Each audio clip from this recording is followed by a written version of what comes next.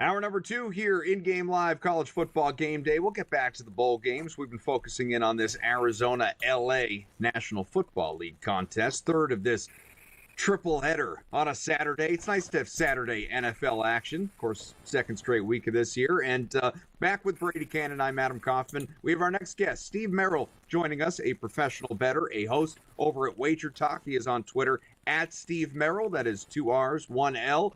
Steve, how you been? Happy holidays. Yeah, good to see you guys. Happy advanced New Year. I will not talk to you all again until next year, most likely. So got to get that in. Yeah. Very true. So we were just chatting about this Cardinals and Rams game, which remains scoreless right now. About 5 minutes into quarter number 2, the Cardinals had an opportunity in the red zone just before our break, decided to go for it on 4th and short, turned it over on downs. So the Rams back with it. They're working on putting a drive together. But again, there is no score. Cardinals eliminated. Rams are chasing a playoff spot, ideally the NFL West crown. When it comes to live betting opportunities, and I don't know what, if anything, you were on pregame for this one, but we are now looking at Rams minus 3.5 at plus money on FanDuel, and this total is 32.5, which Brady and I both agree we would still invest in the over. It's well below what it closed at, obviously. How do you feel about this game going in and right now? Yeah, going in, I thought the line was inflated. A week ago, LA was going to be about a 3-point favorite, and then this week it's 6.5. And the Cardinals had some O-line injuries. Obviously, that's shown a little bit here with the 0-0 game, but if you look statistically at the two teams, I really thought they were pretty equal. I know LA has played a lot better the last couple months since Arizona beat them 41-10 in week 2. But statistically speaking, these teams are a lot closer than several games apart. And the fact that Arizona was eliminated from the playoffs is actually a play-on spot for me. That's one of the better angles in the NFL here in December. You can use it a lot this week and a little bit next week as well. And that's to play these teams that, quote-unquote, have nothing to play for against teams that have need. Because keep in mind, if you're good enough to win when you had to, you wouldn't be in a must-win situation like the teams like the Rams and the Broncos were today, and even the Bengals. So I think it's a good spot to take some of these underdogs, and we get inflated line value as well. You know, this line was a full field goal higher than it would have been just a week ago. Total was around 48. I did think it'd be a little bit higher scoring. I didn't have anything on the total. I like the Cardinals better. But, yeah, you're getting 32 now versus 48 with 3 quarters to go. I think they'll probably open things up because that first game way back in September, we saw a lot of yards, a lot of points. And as we saw in the Bengals-Broncos game, guys, we might not need anything but just overtime or a late fourth quarter rally to get 20-some points up there. It's never over until it's over in the NFL. Yeah, it's never under until it's over either. A famous saying there. Exactly. Let's shift over to the college scoreboard here. BYU shutting out Colorado. Don't know if you had anything on that game prior to kickoff, Steve. Wonder if you think Colorado can come back. And I also want to ask you if you did anything with Army and Louisiana Tech. A clear mismatch here according to the point spread. Army a 14.5-point favorite. Louisiana Tech in there as a substitute. This was supposed to be Marshall, but we know what went down with that, the transfer portal and all of that stuff that has kind of ruined some of these bowl games. Can the Buffs come back, and are you doing with anything with the Independence Bowl that'll kick off in about 10 or 15 minutes? So I did a free play video for Wager Talk TV, wagertalk.com, on the under 54.5 in that Alamo Bowl. And one of the things I pointed out is that Colorado is all pass, right? They don't even try to run the ball. They average about 2.5 yards a carry. And BYU had a strong pass defense this year. So the fact that they're shutting them out is not a total shock. And I think that also is going to make it tough for Colorado to come back because, yes, they throw the ball well, but BYU stops the pass pretty well. In-game total is now around 45.5, so that pregame under 54.5 is looking decent here. Didn't do anything with the Army-Louisiana Tech game, but there's only one way I would play it. The line was minus 14 this morning, went to 14.5 this afternoon, and now as we get closer to kickoff here within the next hour, it's minus 15. Army would be the only play for me. I liked it a lot better, obviously, at minus 14. Now that it's at 15, there's not a lot of value left. But Louisiana Tech, their seniors had already gone home for break and had to come back to campus when they found out they were making a bowl game. And now they have to prepare for the triple option. You know, it's such a difficult offense to go against when you're not focused. And the game is in Shreveport. It's only about an hour away from La Tech. So maybe a little bit of an edge there, some motivation. But I just look for Army to smash the ball on the ground. I just can't imagine Louisiana Tech is going to be focused to stop them. You're paying a premium now at 15, but the only way to play it would be to lay it, in my opinion. Yeah, we were chatting with Colby Dant earlier. It was 15 and a half Army, and I'm looking at FanDuel. It's down to 14 and a half. So there is some money coming in and pushing this line back down to where it was. In fact, earlier in the day, much earlier in the day, it was 14 on some books. And so we've seen a whole lot of movement, even just throughout this day, game day. Taking it back to BYU and Colorado, though, and BYU, as mentioned, 17-0 lead, driving into Colorado territory just before the half, looking for more points even before the break. One of the things I think you need to at least attempt to factor into the handicap, and it's guesswork, we don't really know, but you know, with BYU laying 16.5 at plus money right now, and again, up by 17 points, do we think there's a point, especially knowing draft stock and a couple of guys that are, you know, probably going to go top 3, if not top 5, Shedeur Sanders, Travis Hunter. Does Dion pull the plug? You know, does this game get out of hand? Dion just says, all right, you know, foot off the gas. We'll let some of our other guys get in here, future of the program, all that stuff. Or does he play this thing down to the end? Because I know the competitive spirit within him, I'm sure he'd like to chase the W till the final buzzer sounds, but there's a part he's got to respect the injury potential anyway. No, it's an excellent point. We saw it earlier today, right? Wasn't Miami of Florida up by 10? Cam Ward doesn't play the second half, and they lose outright. And I think it makes a lot of sense. Now, the difference is that Sanders and Travis Hunter have insurance policies. That's why they're playing at all today. The school took out insurance policies for them, and due to privacy, they won't disclose them. I would love to find the details out of that. I'm hoping after draft day, maybe they will talk about it. My guess would be they're insured for the premium of their first couple years of their contract, whatever that would be. What that costs to insure is what I'd love to find out. But with that said, like you said, Adam, you're down 17-0. Why, going into halftime almost here, if you're not going to get the win, even with the insurance policy, why would you chance it? So I think that's an excellent point, and that is why we're seeing BMU basically, be the rest of this game kind of a pick on price, even though Colorado's way behind. You would expect them usually to catch up a little. And the total around that 45 range also. I just don't see them scoring a lot, especially if those guys are on the sidelines. About halfway through the second quarter in Los Angeles, still scoreless between the Rams and the Cardinals, and that in-game total now down to 30.5. This thing has just fallen off a cliff in a hurry. I mean, boy, we talked about over 36, over 32. I'd still go over 30.5, obviously. Steve, let's fast forward to next Tuesday. New Year's Eve day is providing a very good schedule of bowl games. And I will start with the Texas Bowl, this one at NRG Stadium in Houston, I believe. Baylor, not quite a home game, but not too far away for the Bears. They'll take on LSU.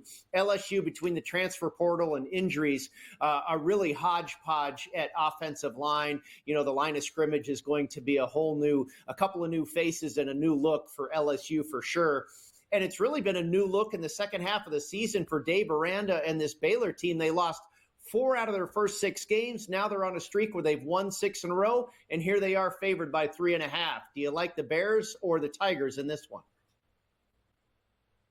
Some excellent points, about what you've got to be careful with LSU, and I do think the O-line is always something to keep an eye on. When you have clusters, the transfer stuff is sitting out as one thing. A team like LSU, by the way, often rebuilds. They don't have to rebuild; they just reload. So, kind of like national championship caliber schools like that, sometimes guys sitting out just means another high school All-American gets a chance and steps up. But when you see a cluster of them, it does start to catch your attention. The look-ahead line is going to be LSU -3. They're now +3.5, so it's really moved. It's crossed over that key number. But once again, it's hard not to be on the Baylor side here. It's still a very competitive price range, and it does look like they're the more focused team. East Carolina on its way to a 26-21 win over NC State in the Military Bowl. That one has about 30 seconds to go in the fourth quarter. Meanwhile, BYU down to 2 seconds left in the half and at the Colorado 36. Will try for a field goal. They do. It's good. 20-0 at the break against Colorado. More on the college football playoff when we...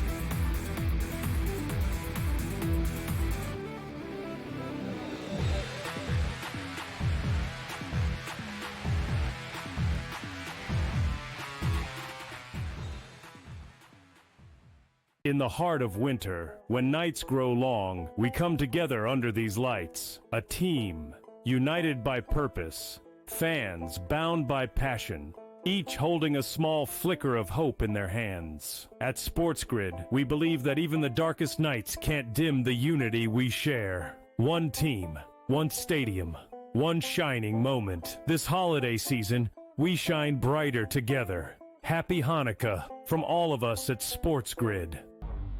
The two guys that can do it all. Too much electricity this morning. This is a good time. We're having a lot of fun. I had to do a triple take. Ka-ching! Why?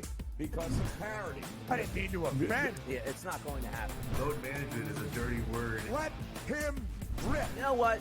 Circumstances provide the results. What? How do you do this once? Oh, Donnie, you got such a good show there. A network that is booming. The Early Line, only on SportsGrid. Blocked well and tries to cut through the middle. Oh! Your gut says Miami is going to win, and you should take the over. Your gut also said your NFT selfies would only go up in value. They didn't. But your head is on SportsGrid and knows the QB is in concussion protocol. The backup has a 45 QBR against the zone coverage. The New York D has the most sacks in the league. So yeah, trust your head. It's smarter to be on SportsGrid.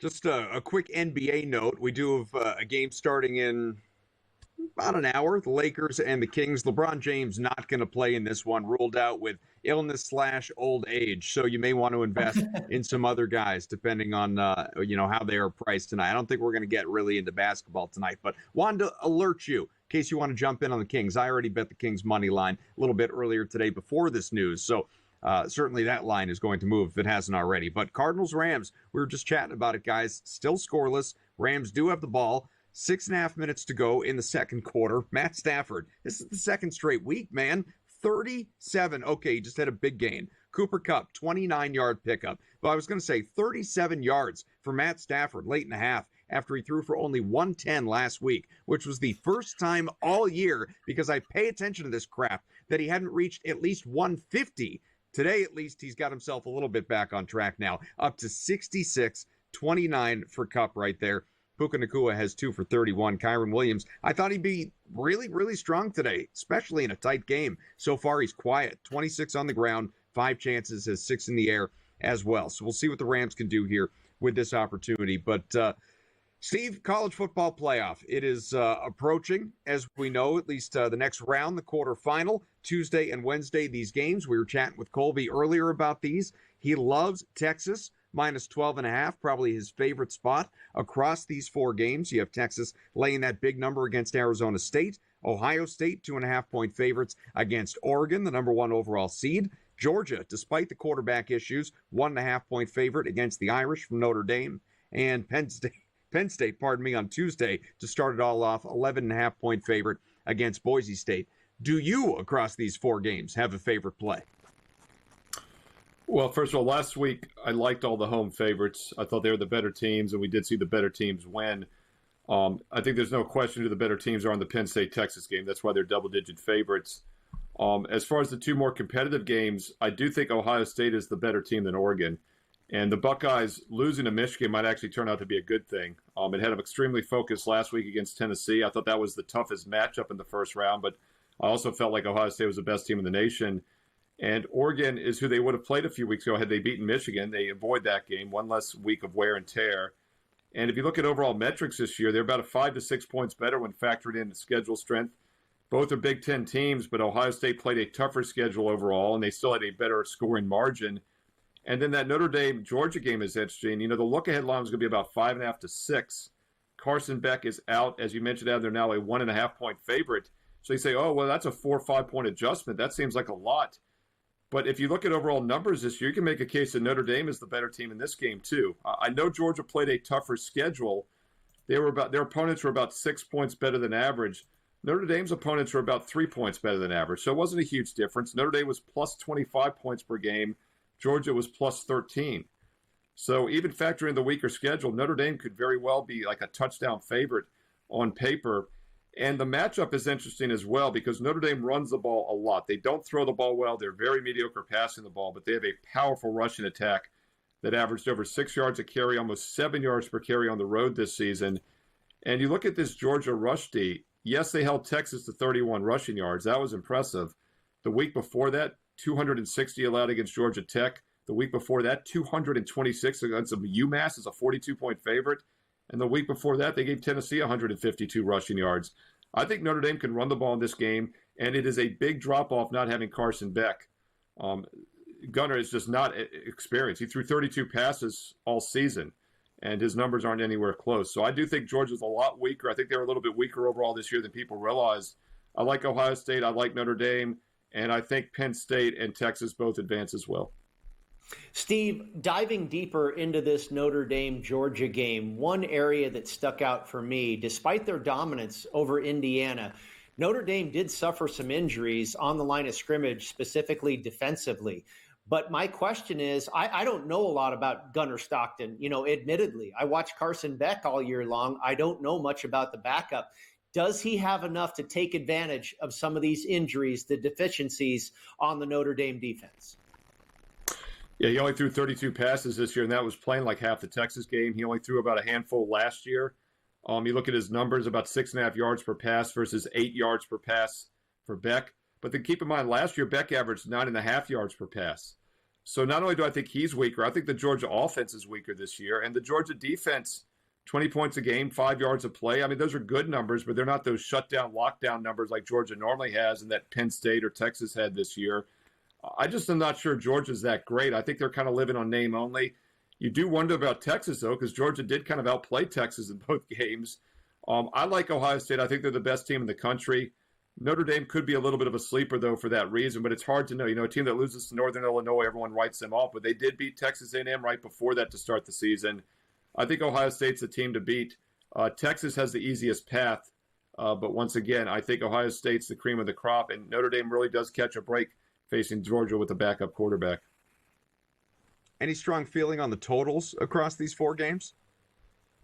So using overall numbers for the season, that Georgia-Notre Dame game, I'd be in the 50s. So at 44-45, I thought it was very low. But then again, you're factoring in a backup quarterback for Georgia, and you're factoring in a run-based offense for Notre Dame. So while I think that total is too low, it's hard to really make a matchup case for the over. The Ohio State game, actually, that total might be a little bit higher than you would think. It's hard to make a case for the under between those two explosive teams. But once again, you look at the defense, Ohio State gives up just 11 points a game. There again, I talked about Georgia. They allow 20 a game, 5 yards of play. Ohio State gives up 11 points, 4 yards per play. Texas gives up like 13. Penn State gives up like 13. When you start looking at comparing the teams, you realize that Georgia isn't really a dominant team this year. In general, with these totals, guys, though, on paper doesn't always match up to the playoff games. Sometimes you get garbage points late, teams start to chase, and you get a little bit higher scoring games than you would expect. All right, we'll be able to dive into some more of the college bowl games because we have some of those obviously leading up to this next round, the quarterfinals of the college football playoff. Some updates, though, from Arizona and L.A. First, a touchdown for the Rams. It's 7-0 L.A. Kyron Williams, a short run. He is up to 30 on the ground in this one. And bad news for his fellow running back on the other side, James Conner, who, of course, was carted off the field last week with a knee injury, left this game with a knee injury. He is questionable to return. So who knows?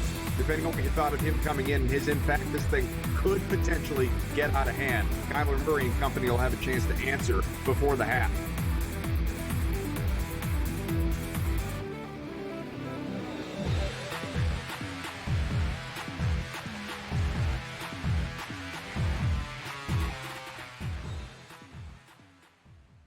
As the candles flicker, a new tradition shines. 8 nights of Hanukkah, 8 nights of winning insights. They may come out slow, so you might be able to get a better number. Wow, they're favored. With SportsGrid, every night is another chance to win. No pick sixes today, they cover. So let's crunch it up. Let's make it happen. Let's give you our favorite props. Let your Hanukkah winnings brighten your celebrations. Happy Hanukkah from all of us at SportsGrid. How do you find some of this great talent that you've brought in, who are still early in their career, might not have a ton of tape on them yet? I've been around this business, man, for almost 20 years. So a lot of these guys will tell you that I popped into a lot of gyms, sparred, or just worked on the side, or, kind of worked out, just watching. I've always loved this sport, man. I think it's the greatest. And we want to continue to put on the next up-and-coming superstars. We know we got them. Only on SportsGrid. Anyone that's been to a sporting event, the atmosphere before a game, I think Game Time Decisions has that same exact atmosphere. This is our arena. This is what we do. There is going to be an energy to Game Time Decisions that you will feel night in and night out. The excitement you get when you lock your bets in, when you're figuring out what you want to do, we can zone in on the biggest games each night. I want this to be the place that people come to before the games start so they feel as ready as possible to lock in their cards. We are going to hit every single one of those markets that you need to know about. We're going to go through every single thing, and I've got a great team behind me that's going to help me get the job done. There is not going to be a better place, I promise you, than Game Time Decisions to get that new information, react to it, and be able to then bet accordingly. We will have everything at our disposal, and we will use that to our advantage. I'm Kevin Walsh. Tune into Game Time Decisions from 6 to 8 p.m. Eastern on SportsGrid.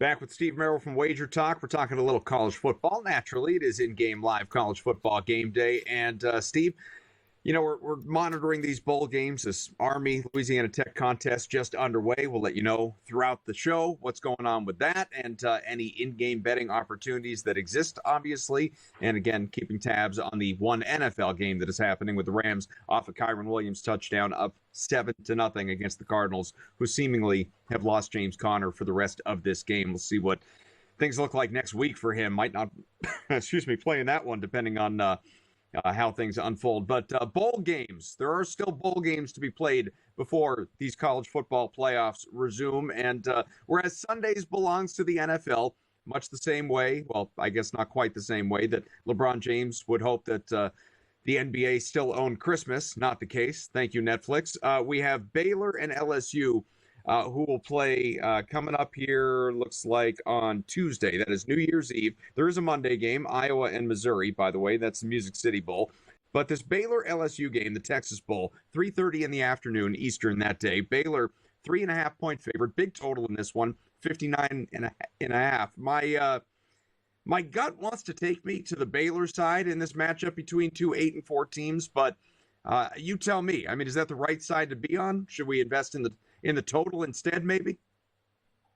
Well, like Brady was saying earlier, LSU's definitely got some opt-outs here, and you worry about clusters like on the line of scrimmage, but teams like LSU do kind of just reload, and their backups are still, All-Americans sometimes. But when the guys start sitting out, it's not necessarily the talent loss, it's just the mindset as well. And it does look like Baylor's taking this game more serious. Now, LSU was initially a 3-point favorite. They're now a 3.5 to 4-point dog. So it's a full touchdown adjustment. But still, it's 3.5 to 4, still a basic straight-up win situation. And if you like Baylor to win, if you like LSU, you better hope they can still win the game. I think Baylor probably gets the win here, which means they most likely get the cover as well. Steve, another game going down on Tuesday, New Year's Eve day, 11 a.m. Pacific, 2 p.m. Eastern. I think it's a pretty attractive matchup. Not barn burner teams, but I think teams that were not bad fun watches this year anyway, with a couple of good wins under their belt, and that's Washington against Louisville. Now, Louisville has lost a few players. They have had some guys opt out, and we've seen some money come in on the Huskies. Now, if you like the Huskies, now you've got to kind of take a bad number, 2.5 under a field goal. Would you still take it, or do you prefer to lay it with the Cardinals? To the other situation, though, is that, it's still a team that can win the game outright. So you could always look at the money line. You did lose what was as high as +5. It's now 2.5, like you said, Brady. But the money line is +115 in most spots. So I do think at this point you probably start looking Washington money line instead of the 2.5, since you've lost that key number. I don't, in general, recommend teasing college football games, especially bowl games, because the lines just aren't nearly as accurate as NFL games. But Washington from 2.5 up to 8.5 is a decent teaser because you're getting 3 and 7 working for you. So if Louisville is sitting guys, and if it looks like they're a little lack of motivation, I do think Washington's becoming a live dog. We discussed this earlier in the show before you came on. Is there a general handicapping practice that you put into play with these bowl games that might differ from the regular season, given obviously just how different these bowl games are run in terms of the rosters, the coaching staffs, all of it? Because like Colby Dan, who was on earlier, very much a volume better. I mean, he'll have something in play on everything. You are, in my experience anyway, seem to be a little bit more measured, handful of plays in a given day. So how do you attack these? Yeah, I've always felt the biggest edge you have as a sports bettor is that they being the sports books, have to put numbers up on every game, side total, whereas you have the luxury of passing or picking the spots where you think the numbers are wrong. So I'm very selective. I try to use the highest percentage plays. And bowl games are tricky. As Brady just said, these lines are jumping around with information. I treat this more like the NFL preseason than the regular college football season. And what I mean by that is that you have to handicap who's playing, and the number one thing is motivation. And that comes down to who's playing, which teams want to be there, which players want to be there. So, yeah, most of these non-playoff games, you got to throw the matchups and numbers out the window and dig a little bit deeper like you do with the NFL preseason and kind of figure out which teams have the motivation to play. Steve, we've got just about 30 seconds. What's the best bet on the board for who wins the college football national championship? Who's offering the best price and has a good shot? Well, Texas has a good shot because they have such a mismatch here against Arizona State. But as I said earlier, I think Ohio State is the best team in the country. They get by Oregon. They're going to win the whole thing. If you want a little bit of a long shot, I think Notre Dame should be favored against Georgia, so there's probably some value there as well. And just a little basketball footnote for you. The Knicks in overtime against the Wizards, up by just 1, but another 50-piece on the docket this season. This one belongs to Jalen Brunson. Pretty good. Steve Merril, Wager Talk on Twitter, at Steve Merril. That's 2 R's, 1 L. Steve, thanks, sir. Happy.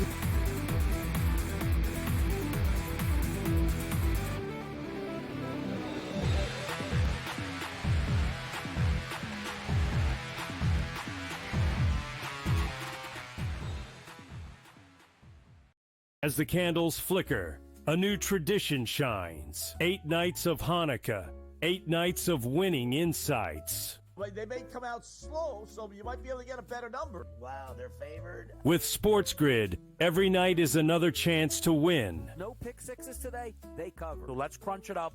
Let's make it happen. Let's give you our favorite props. Let your Hanukkah winnings brighten your celebrations. Happy Hanukkah from all of us at SportsGrid. How do you find some of this great talent that you've brought in, who are still early in their career, might not have a ton of tape on them yet?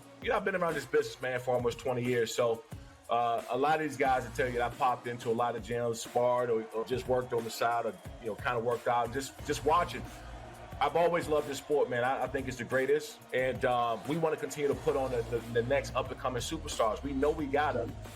Only on SportsGrid. Anyone that's been to a sporting event, the atmosphere before a game, I think Game Time Decisions has that same exact atmosphere. This is our arena. This is what we do. There is going to be an energy to Game Time Decisions that you will feel night in and night out. The excitement you get when you lock your bets in, when you're figuring out what you want to do, we can zone in on the biggest games each night. I want this to be the place that people come to before the games start so they feel as ready as possible to lock in their cards. We are going to hit every single one of those markets that you need to know about. We're going to go through every single thing, and I've got a great team behind me that's going to help me get the job done. There is not going to be a better place, I promise you, than Game Time Decisions to get that new information, react to it, and be able to then bet accordingly. We will have everything at our disposal, and we will use that to our advantage. I'm Kevin Walsh. Tune into Game Time Decisions from 6 to 8 p.m. Eastern on SportsGrid.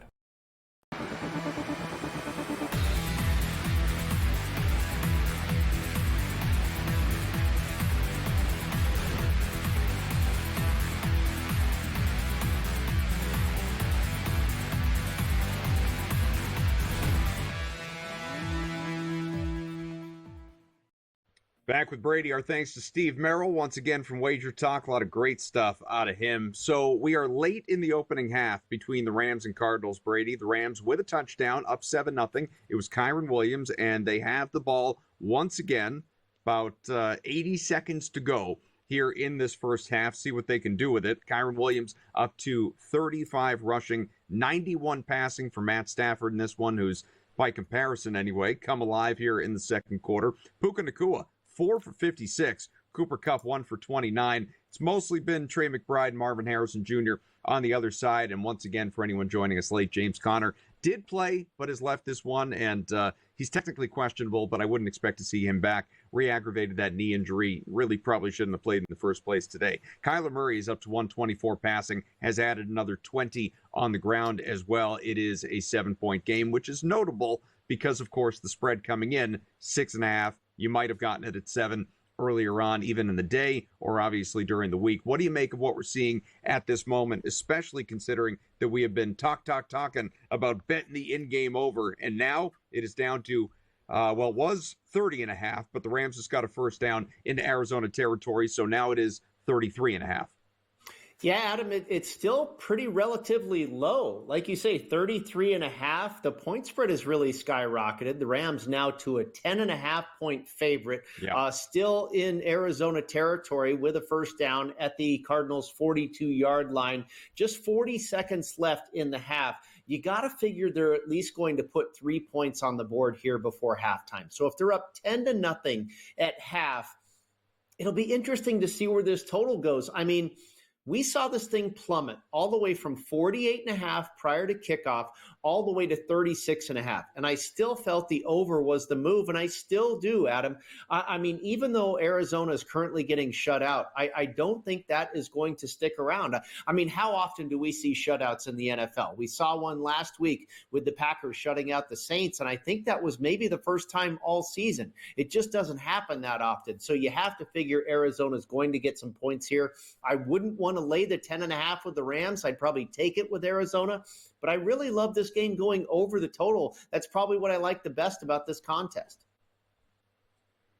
Down to about 40 seconds to go in the second and 3, Arizona 35. So the Rams certainly positioned to get at least a field goal before the break, but you say that, and we've seen miss little chip shots already today. Cost us both some money in this Broncos situation earlier today. So I know I'm going to have to at some point, because we will talk about that game and playoff implications, and even attempt to discuss for a couple minutes that Chargers-Patriots. Gross. What a gross game. Let's just do that now. Well, you know what? I don't know how much time we have left in this segment. Let's just get it out of the way. It was interesting, and we didn't really get to talk about it with Steve Merril, but, I really, side with him on his theory these last couple of weeks of the regular season. Every year in and year out, it is usually a very good formula to bet against the teams that must win. Now, the Chargers didn't technically have to win that game, but when facing a team that has nothing left to play for except being the spoiler, and that's truly what we're seeing here with the Rams. We've got another situation on Sunday with the Buccaneers and the Panthers. There's usually a handful of these types of situations where you have a team that is in that must-win situation. And like Steve kind of alluded to, if you're in this type of predicament, then you must not be that good, or you wouldn't have to win the game. If you're the Bills, the Lions, the Chiefs, you're a good team. You're already in the playoffs. These must-win teams are not that good typically. The line is typically inflated because the masses want to bet on them. They think they can suddenly flip a switch and become a good team all of a sudden when they are forced into a situation where they have to win. Well, it didn't go that way for the New England Patriots and the Chargers. The Chargers absolutely blew their doors off. And I guess the best effort the Patriots are going to have, we'll see what they do next week. But they played a great game last week against a division opponent. I thought the Chargers going across the country to play someone, out of division with the Raiders on deck next week, a team they figured they could beat probably no problem without much hassle. I thought this would be a tough spot for the Chargers. They took all kinds of money here. There was like 90% of the bets on Los Angeles in this game. And boy, a lot of people cashed that one, Adam. Well, let's not forget at 1:00 Eastern time, which, when you get into what are the circadian rhythms and just your body clock and all of that stuff. I mean, impressive performance out of Herbert and company. Dobbins came on late, 76 rushing. It was good to have him back, obviously. Ladd McConkey, who I am enamored with. I love watching Ladd McConkey play. Very exciting member of this rookie class that has a lot of great pass catchers in it. It's been fun. Patriots they couldn't do anything offensively. Drake May, his moments for sure. And at one point there was a injury scare, concussion, went into under the blue tent and then into the locker room. Came back. A lot of people just assumed, all right, here we go. Jacoby Brissett the rest of the way. This thing's going to get ugly. And then May comes back. Oh, wait, Patriots might make it a game. No, 40-7, worst loss of the year. And it does make you wonder, with the Bills on deck, not that I would expect Josh Allen to be out there for that game. I suspect he's not going to play. But with the Bills on deck, this is, just one more. Hope you don't get totally shellacked. Otherwise, they will be one of the teams that we're talking about in the offseason in terms of a coaching search. I already expect both coordinators will be gone for New England, but Gerard Mayo, we'll see if he can keep his job. They just need to add some talent. We talked about Travis Hunter earlier. Not that he makes the most sense for New England because they need talent at every position. Do you really need the two-way guy? But, man, personally, just because I love to watch him play, love to see him in a Patriots jersey. But the Chargers, 10-6. Jim Harbaugh, you have to just sort of tip your cap, right, to what he has done in year one back in the NFL. Coming off the national championship with Michigan, I think there were some skeptics. A lot of people assumed after the dumpster fire that was last year that the Chargers were going to improve. I think a lot of people had them second in the AFC West beyond Kansas City, but it was okay. What does second place actually look like? Is this an 8-win team, a 9-win team? Could it be a 10-win team? This could be an 11-win team at this point in time when all's said and done, Brady, and then maybe, just maybe, a team that is interesting in the playoffs. But at this moment, sitting 6th, tied with Pittsburgh, also 10-6 in the AFC, with teams like Denver, Cincinnati, Indianapolis, and Miami still mathematically alive going into Sunday action, which we'll talk about a little later. Yeah, no, I'm right there with you in tipping of the hat to Jim Harbaugh. I've always liked this guy. I grew up a 49er fan, and when he came and coached the 49ers, he, was made instant change there, took them to a Super Bowl, NFC championships. He's done that everywhere he's gone. He coached at my alma mater and went undefeated, University of San Diego, then did it at Stanford with Andrew Luck. So the guy is just an extremely successful. And I was saying this the other day. They brought him into Michigan to win a national championship. What'd he do? He got the job done. He won one. It's incredible. And so hats off to him for sure. The season win total on the Chargers was 8.5, and they won 5 games last year. So, yes, there was expectation that he was going to find improvement with this team. But the win total wasn't 9.5. It wasn't 10.5. Yeah, I think he's going to get to 11. I think he's going to crush the Raiders next week. You always want to probably take it out on a division opponent. And there's also seeding at stake here. He's definitely going to be playing for a higher seed in the postseason. So I think, this was the week that maybe he was going to slip. But now that they've got this win under their belt, I think they go try and run it back again with another victory here to possibly position themselves even better in the postseason. Rams did kick that field goal. They lead 10-0 at the break against Arizona, laying 9.5, heavily juiced, minus 135 on FanDuel. The total, 32.5. If you believe that the first half was a sign of things to come versus what Brady and I have been saying throughout the show about over, plus money on the under, Brady, plus 102 to go under 32.5. No, thanks. You can't sell me, man. I've been trying to push the over the entire game, and when we go to break here, I just might get involved. That's a big change. I mean, this game was expected to be a shootout at 48.5. All of a sudden, it's gone the complete opposite way. I would like to explore some in-game props. We'll do that.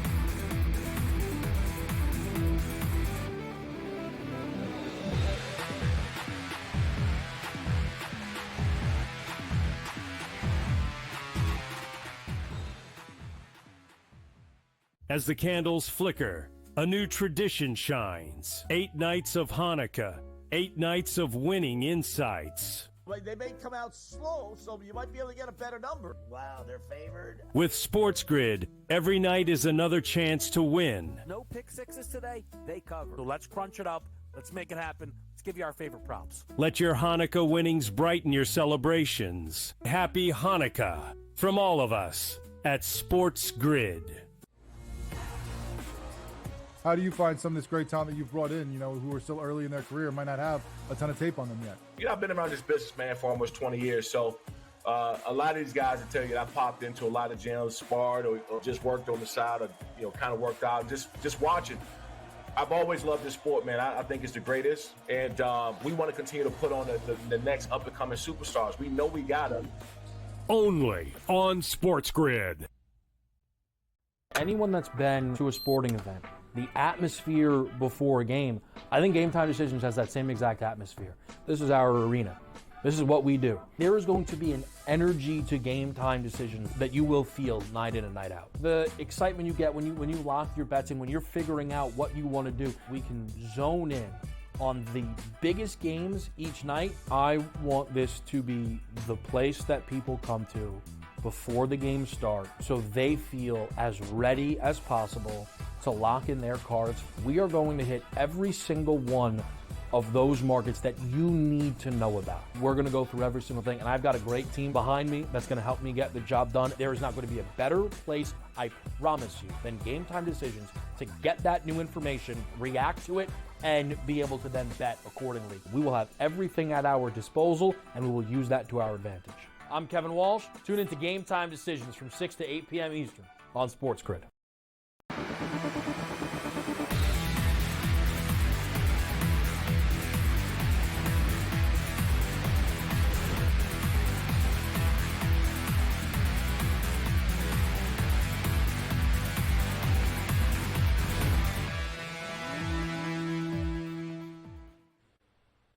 Back here with Brady. As mentioned, the Rams on top of the Cardinals 10-0 at the break. We always like to do this on In-Game Live Pro Football Game Day on Sundays. We come at you 4:30 Eastern, so we'll be with you tomorrow with Scott Wetzel and Joe Madden. Brady will join us to help us preview Sunday Night Football as well. But Brady, you get to be part of this right here. This is always something we do during that 4 o'clock Eastern window. A game goes to halftime. We look at the in-game market in terms of player props. Now that everything is open, it's not locked up, and it's not just like seizing on you, constantly changing. You have a moment to think about it, to dissect it, to react, to maybe even place a bet if there's something you like. I want to throw some at you here.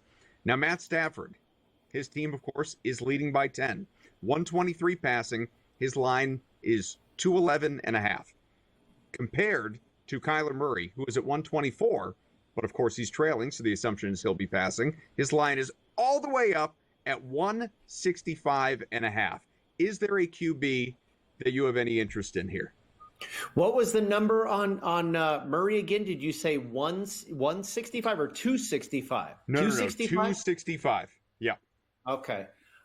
I actually think I would prefer over on Stafford. He's got less than 100 yards to go to get there. I mean, you got to believe you can throw for 100 yards and a half of football, right? I mean, they've only got 10 points on the board.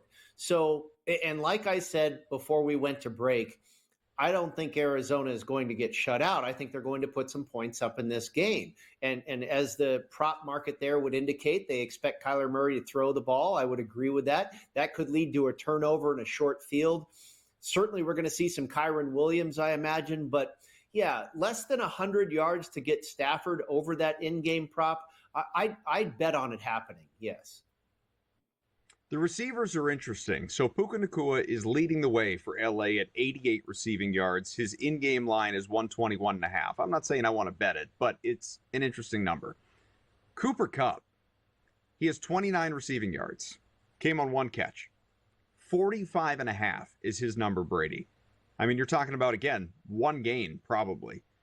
He is someone that came into this game with a line of 49.5. So we're already under the pregame line, barely. He's been off my trust list for most of this season. I just find him to be remarkably unpredictable, boomer bust, unreliable. Puka Nacua is clearly the guy that Stafford prefers to throw to, or Kupp is just so locked down defensively that he feels he needs to key in on Nacua. Whatever the case may be, he's had tunnel vision at times for Puka Nacua. So Kupp is just not someone that I really trust. That said, the fact that you only need 17 yards out of him right now. Stafford's going to throw at some point here in this game. Is he going to go to Nacua at all? Well, yeah, you said, Stafford's got to throw at some point. I think, he can throw this thing. He can throw the ball 10 more times possibly and get 80 or 90 yards and get him to, over the total on his, right? But Kupp, no, I think that line's, I think the odds makers don't think he's going to do too much the rest of the game either. I'd actually play under on him. Nacua, I'd probably take the over, but I probably wouldn't mess with it, to be honest with you. But I think I'd go under on Kupp. This guy has kind of just disappeared, and I think part of it's been injury. Okay. Certainly in the first part of the season, he missed a lot of games, but even since his return, he hasn't done a whole lot. So I think over on the passing yards for Stafford, probably stay away on Nacua, and under on Cooper Kupp the rest of the way.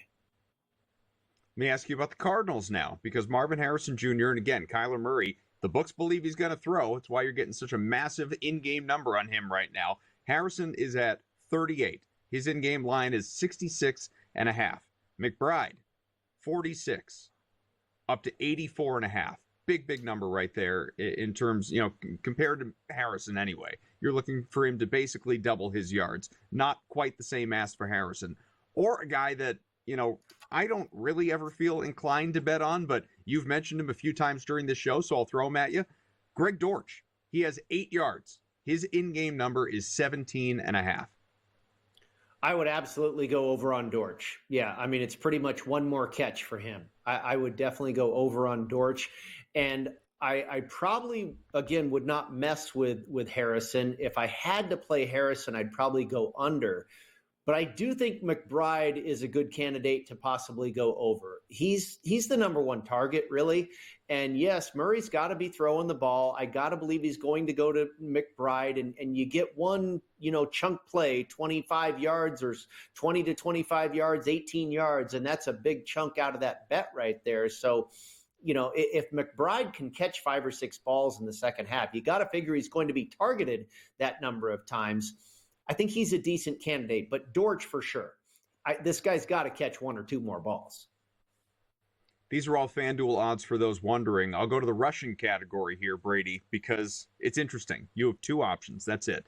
Can't bet on, Blake Corum. You can't bet on, whoever it is for Arizona now.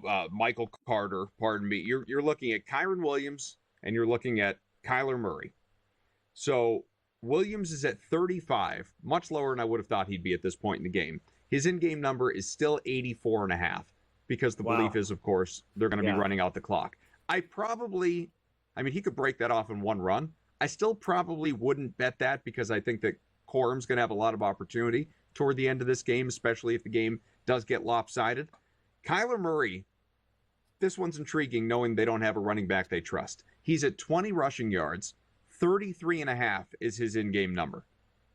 Yeah, I would go over on Murray and under on Williams. I don't think Williams will get to 82, 85 yards, whatever. And I think that's a great, kind of handicap there or reasoning on your end that Corum will probably get more action here in the second half if they do look to bleed the clock and just keep Williams healthy. So I think that makes sense there in line with staying under on his total. But Murray, a couple of scrambles and you get over that number. So I would go over with him. Got about 30 seconds before the break. I just gave you a whole bunch and you reacted to them and gave me your leans, but how many of those would you actually want to bet? Well, I like the Murray. I like the Dortch. I think I'd probably bet 3 of them. Excellent. All right, second half is coming up soon. And our NFL preview of week.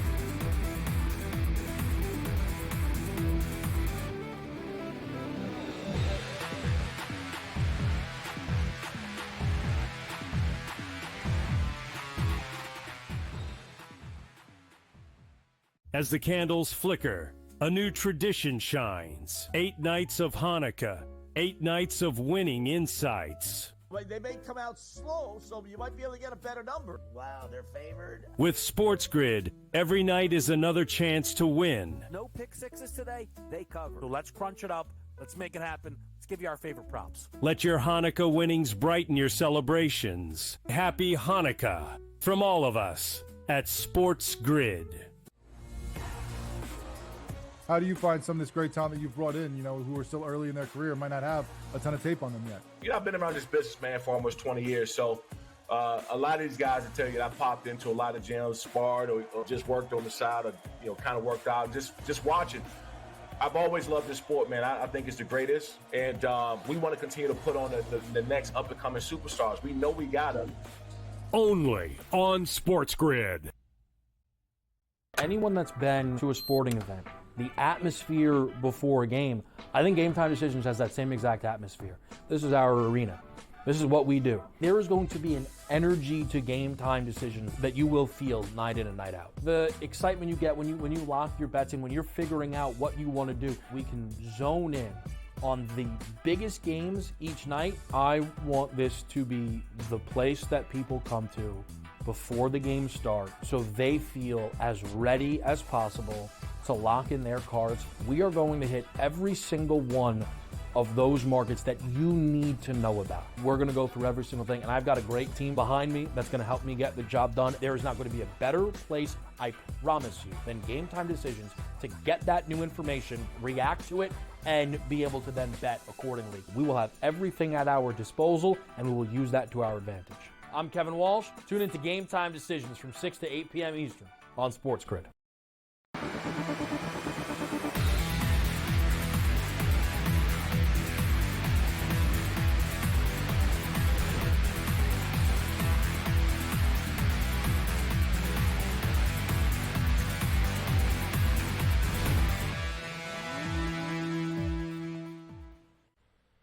Rams-Cardinals underway in the second half. We are going to be getting into plenty as it relates to the Sunday action in the NFL, sprinkling some college football throughout as well. Almost halfway home with this program here.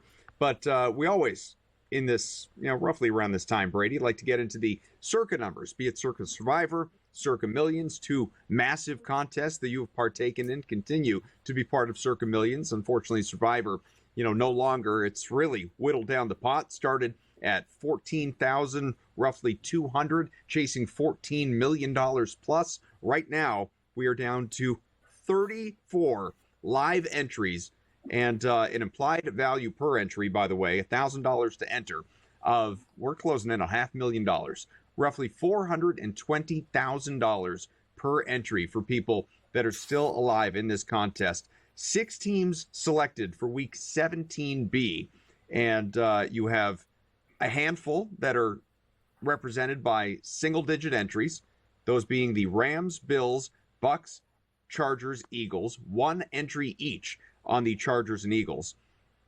The one overwhelming favorite, taking up nearly half the pot, Brady, is the one that you figured it would be, the Indianapolis Colts. 16 of 34 entries on Indianapolis in this matchup tomorrow. What do you think? Is that the right play? It's very interesting. You've got nearly half of the entries left in this field on Indianapolis, and we've actually seen the money come in on the Giants. Now, had the Denver Broncos won earlier today, this game would basically be meaningless for the Indianapolis Colts. But like we were talking about earlier, technically at this point, the Colts fall into that must-win situation against a team that has nothing left to play for in the Giants.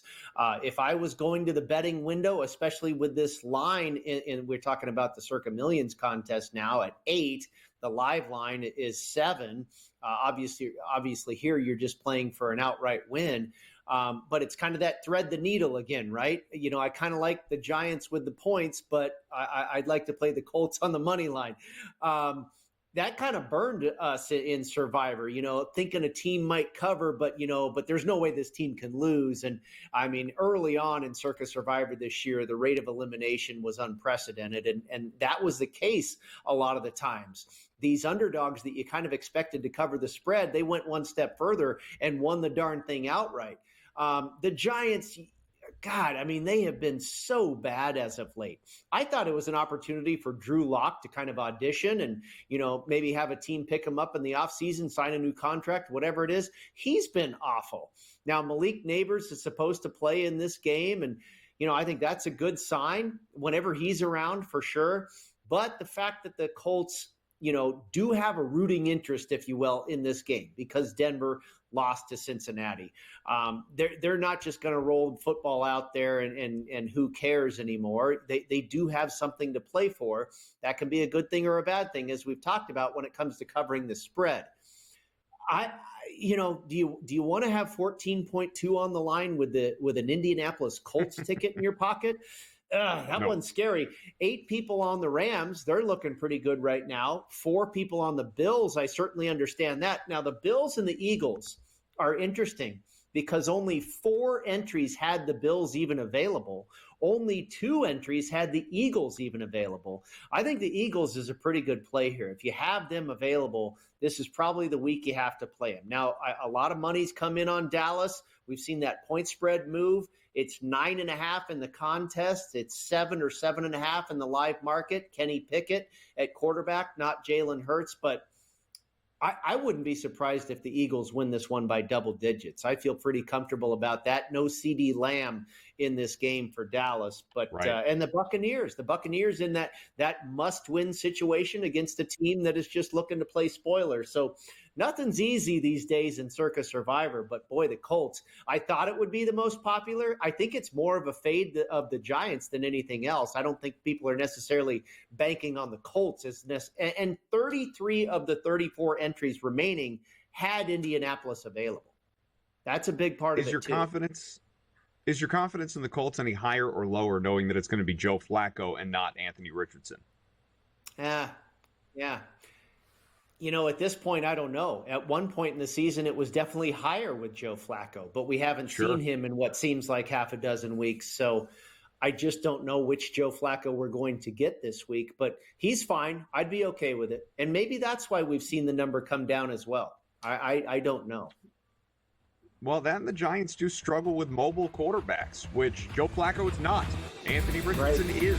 And so that is not an advantage the Colts will have in their pocket here in this game. We will talk circa millions on the other side, most popular content.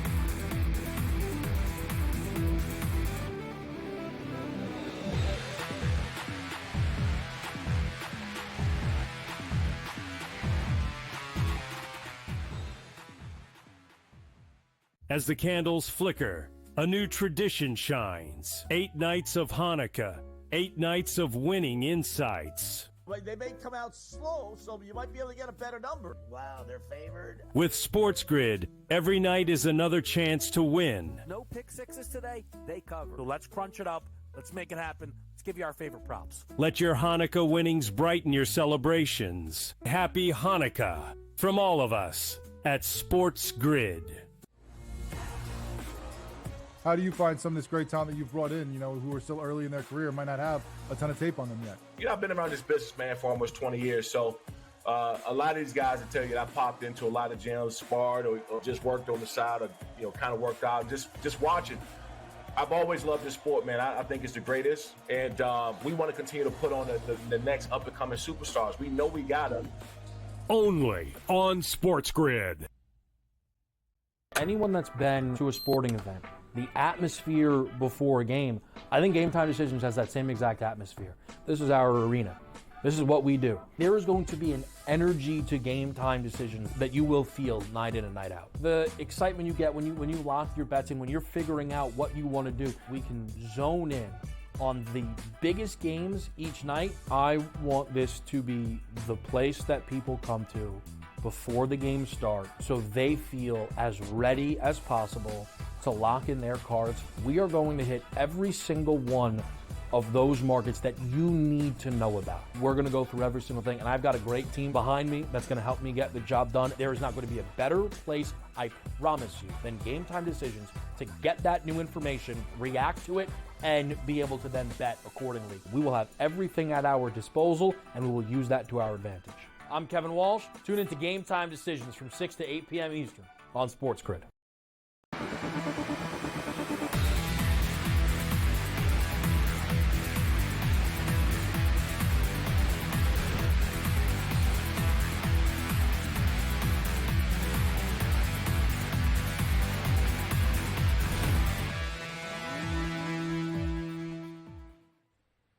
Hour 3 of in-game live college football game day. So Brady was just telling me off camera here, you got Army first quarter in, up 14-0. Remember that line was 14 much earlier in the day, crept up all the way to 15.5, back down to 14.5. So right now, certainly, if you're on Army, you're pacing in the right direction. Meanwhile, Colorado is on the board in a game that we really don't expect the Buffs to win at this point in time.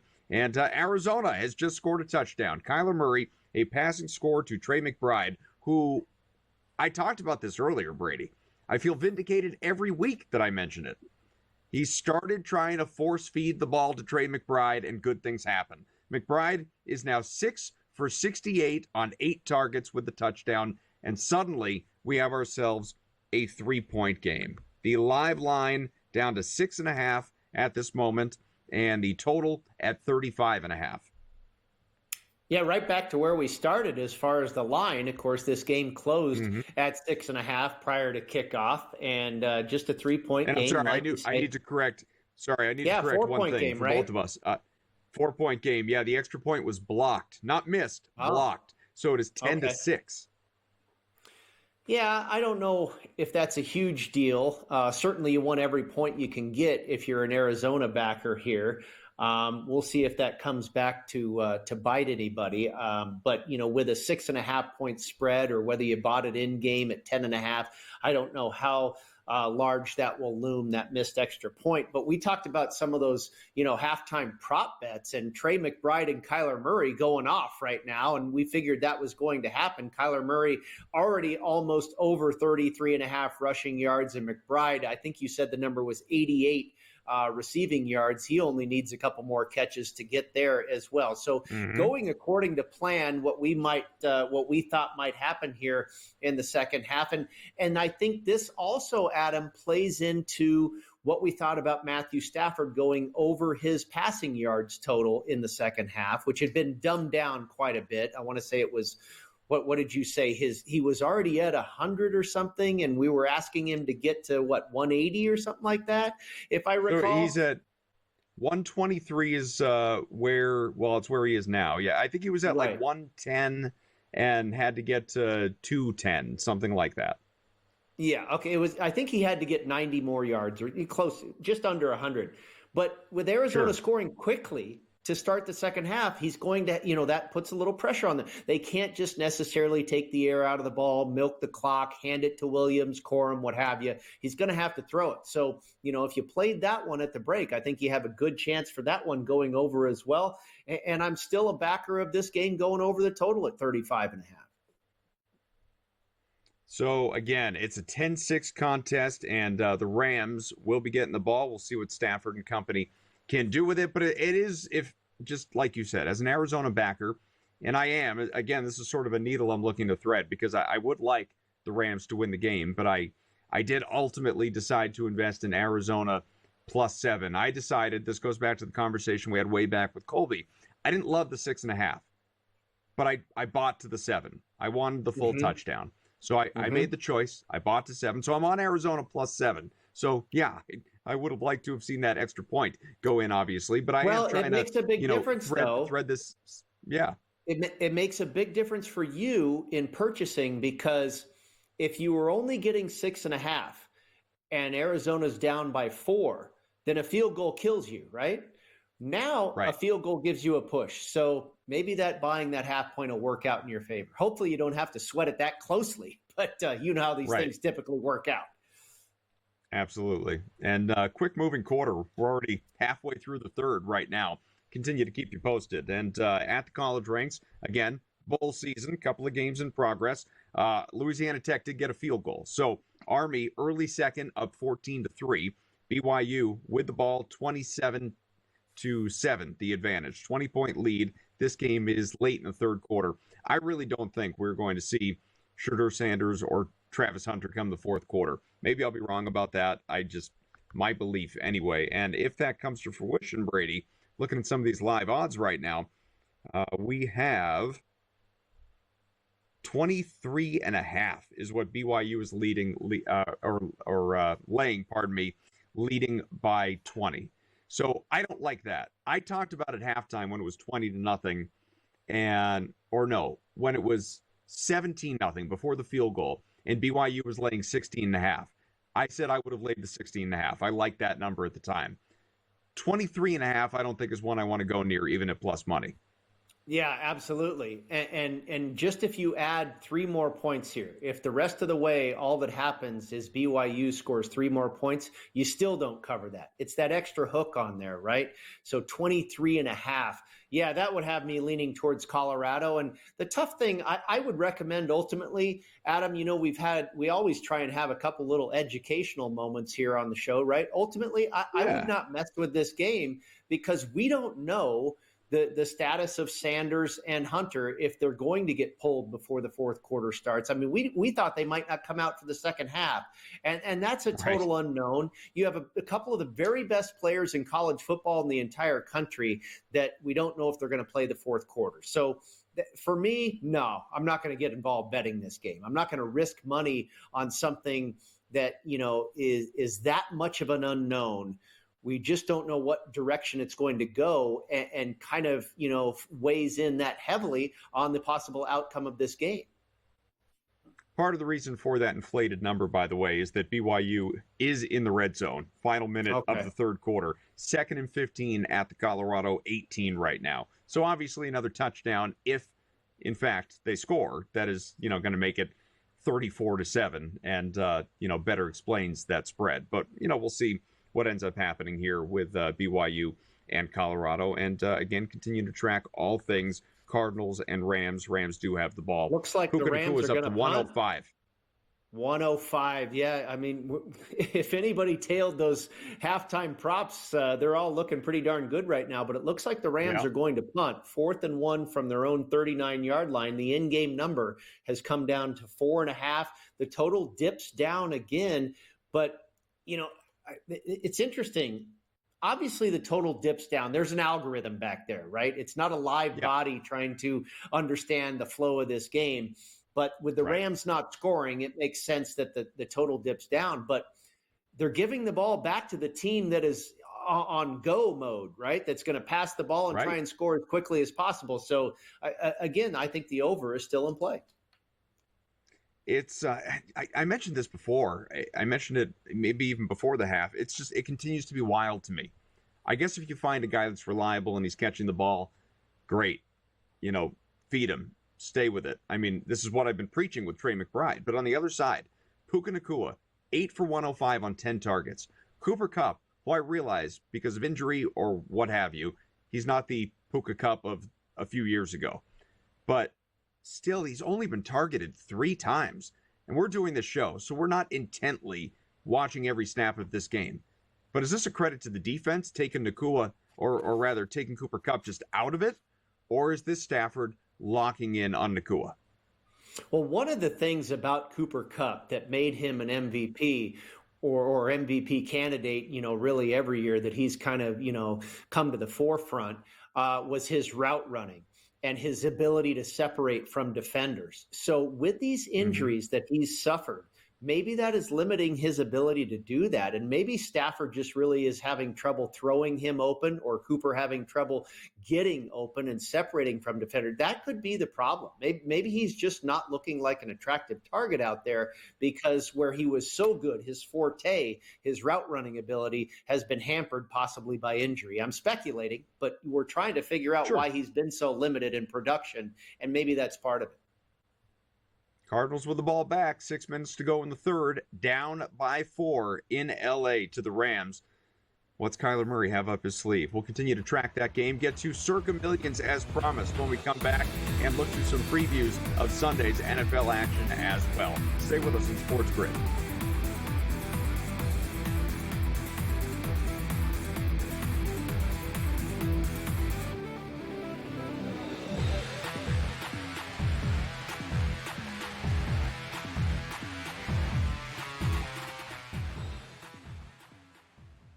As the candles flicker, a new tradition shines. 8 nights of Hanukkah, 8 nights of winning insights. They may come out slow, so you might be able to get a better number. Wow, they're favored. With SportsGrid, every night is another chance to win. No pick sixes today, they cover. So let's crunch it up. Let's make it happen. Let's give you our favorite props. Let your Hanukkah winnings brighten your celebrations. Happy Hanukkah from all of us at SportsGrid. How do you find some of this great talent that you've brought in, who are still early in their career, might not have a ton of tape on them yet? I've been around this business, man, for almost 20 years. So a lot of these guys will tell you that I popped into a lot of gyms, sparred or just worked on the side or, kind of worked out, just watching. I've always loved this sport, man. I think it's the greatest. And we want to continue to put on the next up-and-coming superstars. We know we got them. Only on SportsGrid. Anyone that's been to a sporting event, the atmosphere before a game, I think Game Time Decisions has that same exact atmosphere. This is our arena.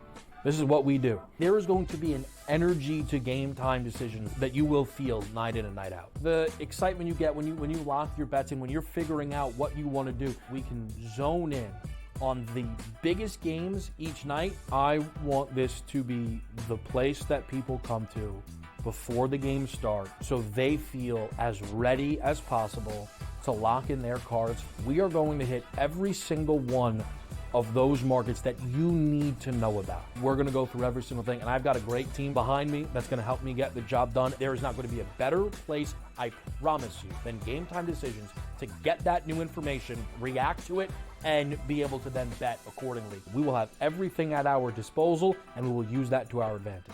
I'm Kevin Walsh. Tune into Game Time Decisions from 6 to 8 p.m. Eastern on SportsGrid.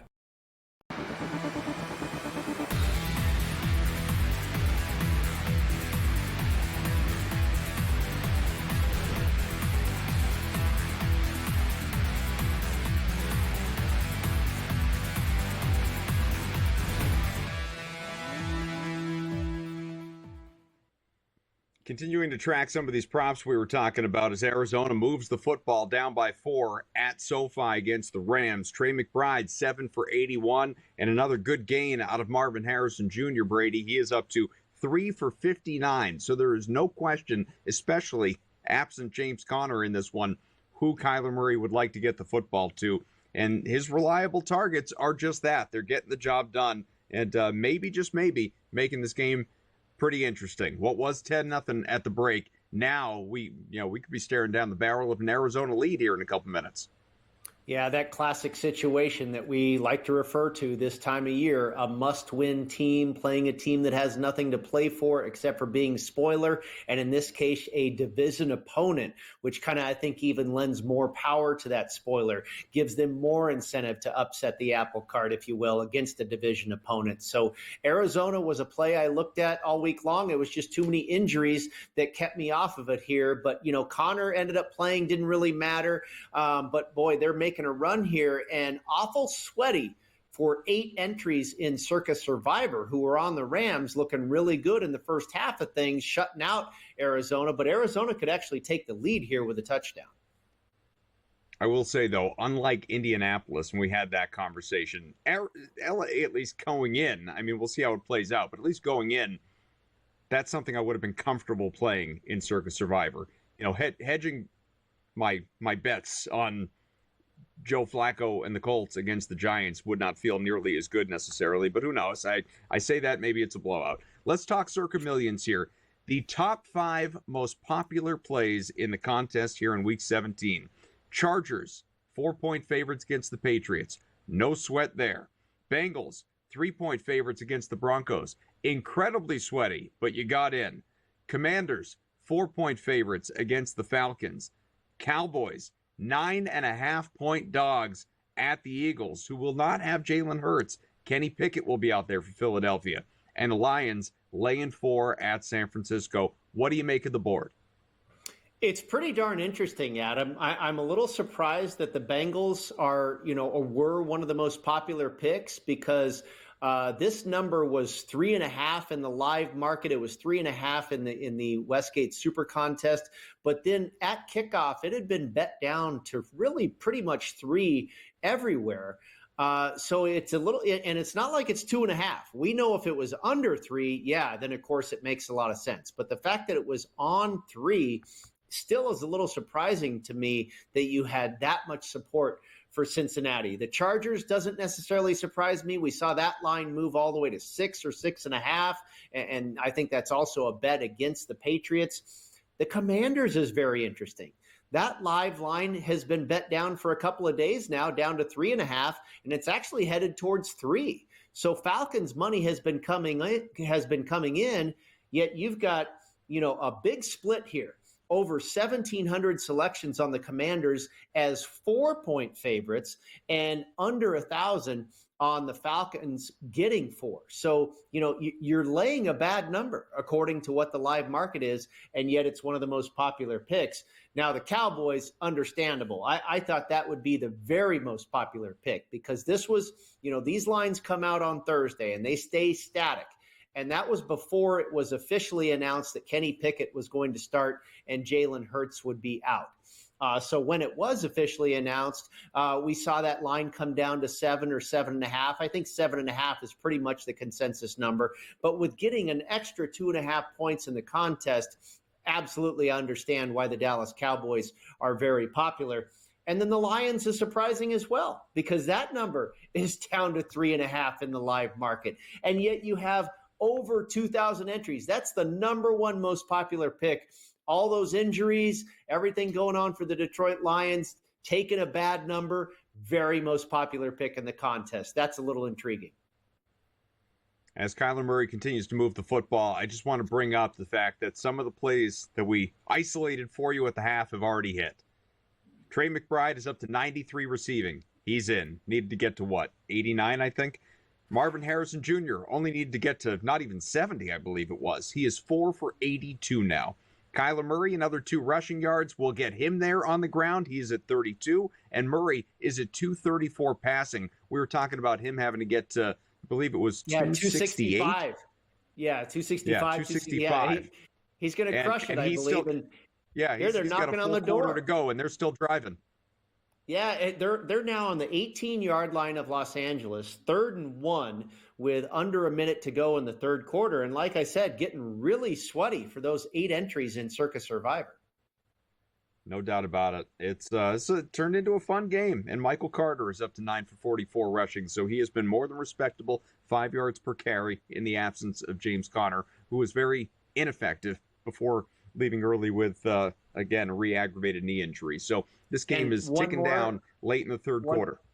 One more prop bet that we talked about at the half, Adam. If you went ahead and punched and submitted Matthew Stafford over his passing yards, that one looks all the better right now because this game is probably going to be 10-9 at worst, if not 13-10 in favor of Arizona, and Stafford will be in go mode and have to throw it himself. Mm-hmm. Completely agree. Now, will he give it to anyone other than Puka Nacua? That remains to be seen, of course. We'll keep an eye on it. Meanwhile, in these college games, so BYU did not wind up scoring on that possession that they were in the red zone. Figured at least 3 points. Didn't happen. So 27-7, BYU up against Colorado right now. That game is early in the fourth quarter. Colorado or BYU is in Colorado territory at the 30 right now, 1st and 10. So maybe a touchdown coming on this drive. Army continues to lead 14-3. This is late in the second quarter. It was 14-0 after 1. Tame second quarter so far here in this contest. Is that making you any sort of Louisiana Tech believer at all, Brady? I'm not, Adam. This was the game I was probably least engaged with of the slate here this evening, both college and pro. And with them being a substitute, and Steve Merril talked about it, with them being a substitute in for Marshall, these kids didn't know they were going to play. Again, the only thing really going for them is it's not far from home, and they've probably got a little home cooking support here. But other than that, I stayed away from this contest. Army should get something here. It looks like they have moved into the red zone with 2 minutes of change to go in the half.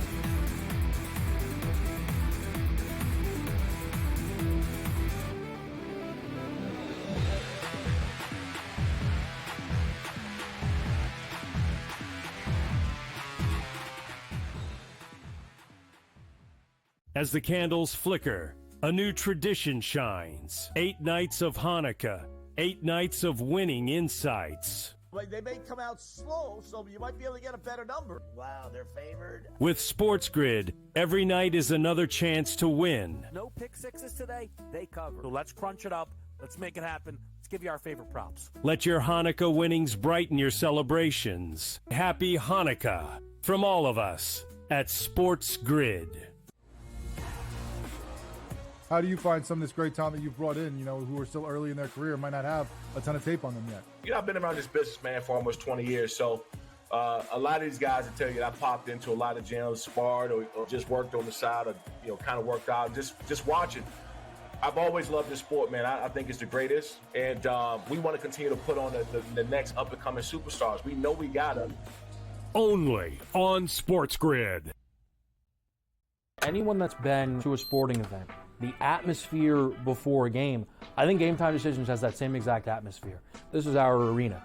This is what we do. There is going to be an energy to Game Time Decisions that you will feel night in and night out. The excitement you get when you lock your bets in, when you're figuring out what you want to do, we can zone in on the biggest games each night. I want this to be the place that people come to before the games start so they feel as ready as possible to lock in their cards. We are going to hit every single one of those markets that you need to know about. We're going to go through every single thing, and I've got a great team behind me that's going to help me get the job done. There is not going to be a better place, I promise you, than Game Time Decisions to get that new information, react to it, and be able to then bet accordingly. We will have everything at our disposal, and we will use that to our advantage.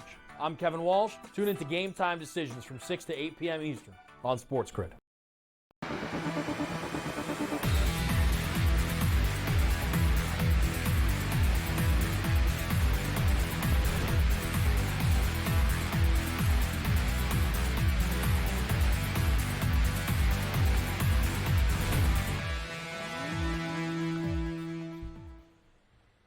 Cardinals still driving end of 3, so the commercial to set the tone for the fourth quarter and the low-scoring game, not quite what I expected. Neither did Brady here, obviously. The Rams, they continue to lead 10-6, at least for now. We'll see what the Cardinals can do here as we'll just look at the live lines here for this game entering the fourth quarter.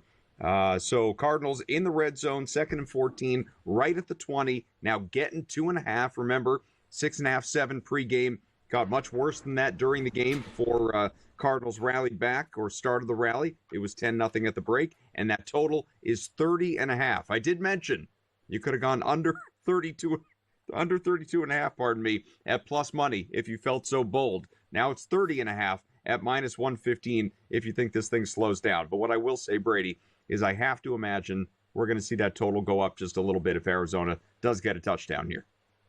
Yeah, absolutely. It'll certainly make the move there if they're able to put it in the end zone. It looked like Kyler Murray may have been sacked there. I wasn't sure, but they had 1st and 10, and then I believe it moved to like 2nd and 14 or something like that, about a 4 or 5 yard loss. I believe it was that Arizona suffered, and then they let it go to the fourth quarter. Now they've got 3rd and 3 at the 9 yard line. Right. So they are definitely knocking on the door. And I think, we talked about this earlier. If they're not able to convert here, then I think they go for it. I go for it on 4th and 3, 4th and 2, 4th and 1, whatever it is. Adam, we're talking about this total, and it's already ticked up because now they're knocking on the door. Yeah, I think 36.5 would be my number. Anything higher than 36.5, I'm no longer going to go over the total at this point. But I think there's a good chance that 3 more touchdowns could be scored in this game. 1 right here by Arizona, and then you have a little bit of back and forth, and who knows, maybe there's overtime. But I think we're looking at least 3 more touchdowns in this game, and that would put you basically at over 36.5. Any higher than that, I don't want to touch it. As the line of demarcation for Brady Kannon. So we'll let you know here. But the line in the sand. Let's chat. That's right. Let's start the process of looking ahead to Sunday. Michael Fiddle is going to join us coming up in about a half hour as well. We always enjoy talking with Mike from the Advantage Sports Betting Podcast. So Bills-Jets, divisional matchup that is not nearly as important as some might have assumed it would be at this stage of the year. That is because the Bills have already clinched the division and really have nothing to play for because the Chiefs have already clinched the top seed in the AFC, at least entering the playoffs, home field advantage, all of that. Meanwhile, the Jets eliminated and suck. So 9.5, 10-point favorites here. The Bills, obviously, if you are backing the Jets, grab the 10. But you can get inside of that key number with the Bills at 9.5. Still available for you out there, depending on where you do your shopping. 46.5 is the total here in this one. Interesting game. You know, you have the Bills who have won 2 straight. Josh Allen does, I guess, in the minds of some, have something to prove because this MVP race between Allen and Lamar Jackson has gotten a hell of a lot closer than it was a couple weeks ago off of what Lamar has done lately.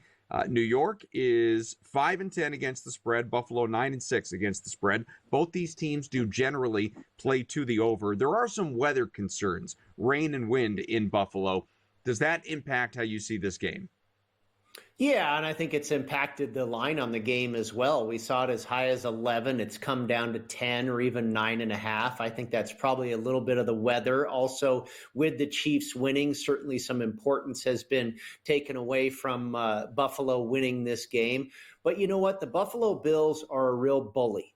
They tend to win games by margin. And that's why we're seeing a big spread here. I think, you know, if you just, the wise guys bet the Jets every week and they haven't been too successful, but they continue to bet the Jets because the numbers tell you that the spread should not be this big and that the value is with New York. But again, they have been burned time and time again by this team throughout this season, including last week when they did not cover against the Los Angeles Rams. I think the Bills could blow the Jets out here. And, you know, I just hope that they're not running Josh Allen too much. I hope they just lean on the running game. You've got a lot of players that are questionable for the Buffalo Bills in this contest. You've got Taylor Rapp, you know, the safety, he's questionable. DeMar Hamlin, Curtis Samuel. So you wonder if those guys are even going to play. That could play into this point spread coming down towards the Jets as well. If I'm not involved in betting this game, Adam, but if I had to, I'd probably lay it with the Bills because of that factor, the bully factor. They tend to beat up on teams when they win. I'll throw out a trend for the people to take us into break. And by the way, Arizona did kick a field goal. It's 10-9. Bills are an NFL best 12-3 to the over on their team total this year, including 6-1 at home. That number this week, 28.5. Boy, I'd like it better at 27.5.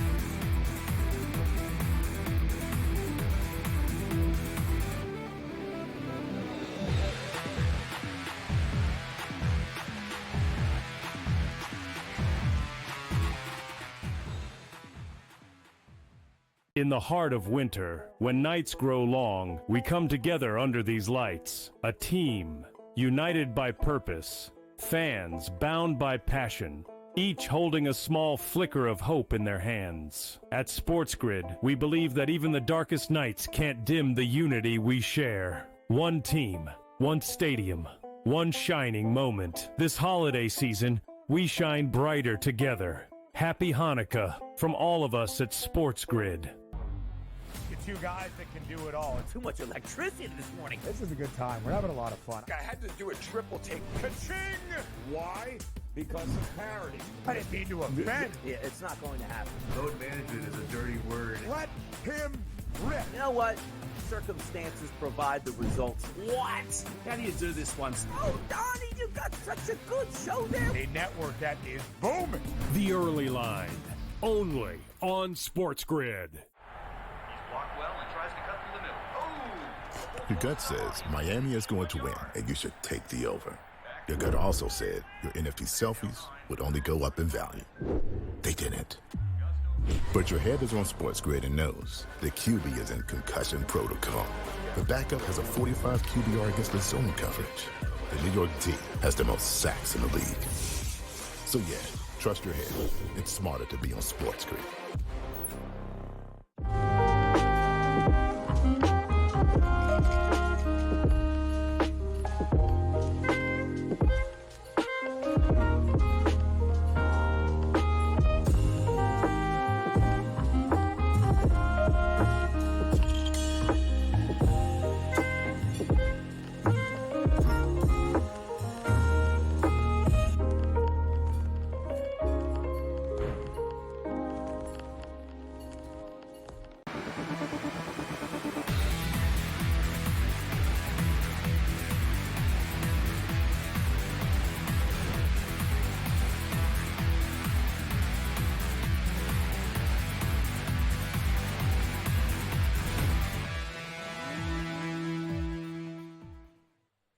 Back with Brady. We're looking ahead to Sunday in the NFL. So we were just chatting about the Bills and, of course, the Jets. You know what? I was going to jump right into the next game, but I brought this up before, Brady. Let me get your thoughts. I've gone on to SportsGrid programming multiple times during the week, different shows, and been asked about this MVP debate. And I am firmly on the Josh Allen side. I've said this before. I've said it to you. I've received a lot of pushback on social media that people don't like when I say this, that I don't even believe Lamar Jackson's the MVP of his own team. How do you see this debate now that Josh Allen is no longer the overwhelming favorite, still the favorite, but no longer the overwhelming favorite against Lamar Jackson coming down the stretch of the year? I understand he's not an overwhelming favorite. I think he absolutely deserves to be the favorite. And if the season were to end today, I'd give him the award right now. I think he has been the MVP. I think it takes away from Jackson a little bit the fact that he has Derrick Henry in the backfield right there next to him. I do believe he is the MVP on his team, Lamar Jackson. He's incredible. And that doesn't always define the MVP award, right? I mean, he's probably the most dynamic player in the NFL. I don't really think that belongs to Patrick Mahomes. He's certainly dynamic, but Mahomes can't run the way Jackson does. You can argue that Jackson doesn't pass the way Mahomes does, but he passes it pretty darn well. We saw last week, I mean, he threw some dimes, some touch passes. This guy's accuracy in his touch passing game has improved quite a bit. It seems just within the same season, certainly over the last few years. But no, I think this year Allen is pretty clearly the MVP, and I think Jackson is pretty clearly second. But yeah, no, I think he's the MVP on his own team. But no, Allen is the award winner right now for me, absolutely. And I don't think it's that close. It's close, but there's not a chasm in between these two guys. But I think he's a pretty clear winner for me right now. Yeah, people just want to throw all the stats at you, the touchdown to interception ratio and all, just the volume numbers, without acknowledging some of the other facets of what Josh Allen, to your point, has around him for that Bills team. And oh, by the way, knocked off both the Lions and Chiefs. No other team in the NFL can say that. In fact, every other team in the NFL combined is like 1-28 against those two teams. Josh Allen has beat them both. But people then will say, yeah, but he lost to the Ravens and he was blown out. Cool. That was like week 4 or whatever it was. That was a lifetime ago. Yeah, most valuable player. I mean, that's the key phrase right there. I mean, it's like they talk about in the MVP or in the NBA, and not so much anymore, but years ago, you just give it to LeBron James every year, right? You give it in the NFL, you give it to Patrick Mahomes every year. It's not who's the best player, at least by the letter of the law. It's who's the most valuable player to their team. And I mean, what would the Bills be without Josh Allen? You could make an argument that the Ravens would probably still be okay if they had a decent, just a decent quarterback. The Chiefs could be very different. I mean, Mahomes is obviously incredibly valuable to that team. They haven't been that good this year, the Chiefs. So you could say that Mahomes is more valuable than Jackson because there are, it's probably a better squad in total are the Ravens than the Chiefs. But yeah, I don't think anybody has meant more to their team than Josh Allen this year. No, I agree. I think if you put an average, I'm not saying bad, if you put an average right in the middle, 15th ranked, whatever, quarterback in the NFL on the Ravens, you still have the general makeup of at least a playoff team. Yeah. You do that with the Bills, I think you stink. I think the Bills stink with an average quarterback. I think you're the Dolphins, I agree. Or you maybe even the Jets. Important divisional game, just in terms of jockeying for seeding in the playoffs, between the Packers and Vikings that we have on the way here, where the Vikings in Minnesota, 1.5 point favorites. Again, this one about as close to a pick'em as it can be. A total in this game, you're looking at it here on your screen, some of the numbers. Total in this game is interesting as well, sitting at 48.5, 49. So it's, a bit heavy, obviously. This game is, as we look at the NFC North, the Lions and Vikings, they're, co-leaders at the moment at 13-2, though the Lions win the tiebreaker. The Packers, who of course are not going to win the division, but trying to move up in the standings, are sitting at 11-4. And, within the scope of the NFC in general, Lions won at, again, 13-2, and then you have Minnesota 5 and Green Bay at 6. This game right here, Brady, is, I don't think a lot of people necessarily look to Green Bay and say, all right, well, you've won 2 in a row. Sure, the Vikings are 1-6 against the spread in their last 7 divisional home games. The 8-game winning streak, it feels a little quiet, feels a little modest. I think there's an element of disrespect, and I'm included in this. I don't take the Vikings as seriously as I probably should. There's an element of disrespect on that Minnesota team. Does a win here, even at home, even as a favorite, this weekend change the narrative? Maybe, finally. I'm with you. They just don't look as sexy as anybody else. They definitely don't look as sexy as the Lions. I don't think they look as good as the Green Bay Packers. They don't have the charisma or the popularity of a Mahomes and the Chiefs and, or the Bills and the electricity and the fireworks that they can put up with Josh Allen. But at the meantime, they've won 13 games, and sometimes they've done it with a little bit of smoke and mirrors, and it doesn't always look pretty. We talked about it earlier in talking about the Arizona Cardinals. They should have lost that game. There's been some other games that they kind of hung on and got a little bit lucky. But Brian Flores and that defense has been excellent. Sam Darnold has been great. Kevin O'Connell, absolutely in the conversation big time. I don't know if he's the favorite. I don't believe he is, but he's certainly got to be awful close for Coach of the Year. This guy's been tremendous, and Sam Darnold has found himself a wonderful home. At the same time, I love Matt LaFleur. I love Josh Jacobs. I love watching Jordan Love. This team is both of these teams are great. A couple of the better teams in the NFL. We saw a little money come in on the Packers earlier in the week where this got to pick them. Now it's pretty much back at 1 in favor of Minnesota across the board. Not that there's a huge difference with either team being favored by 1 or a pick 'em, but the home field advantage for Minnesota, home field advantage is almost nothing anymore these days in the NFL. But there's a few stadiums, Adam, where I will give as many as 2 points, maybe even 3 in some cases, like Lambeau Field if it's 10 degrees or something. But Lambeau, Arrowhead, Seattle, and probably Minnesota. Those might be my top 4 right there as far as assigning more value to the home field. Minnesota has turned out to be a very strong home field advantage, and that kind of puts me over the top here with Minnesota. That all being said, I'm not going to bet the game. I'm going to sit back and watch it in what ought to be really enjoyable. I'm going to sound kind of boring here, but I can't make a great case for either side. And that's what the point spread's telling you, too. The odds makers can't make a great case either. I'm not going to be involved betting-wise.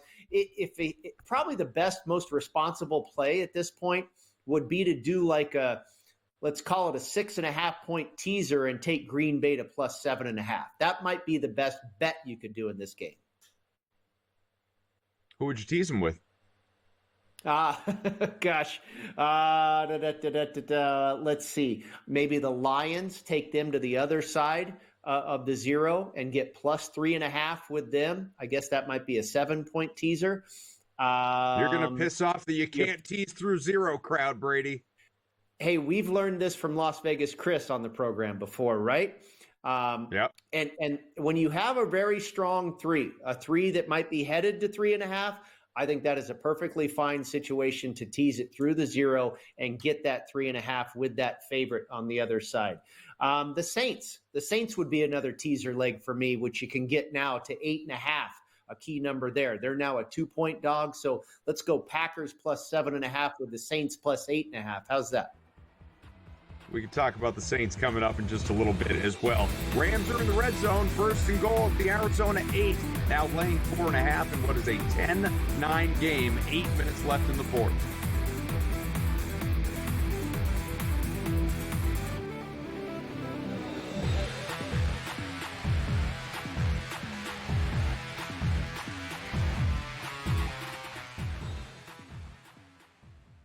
As the candles flicker, a new tradition shines. 8 nights of Hanukkah, 8 nights of winning insights.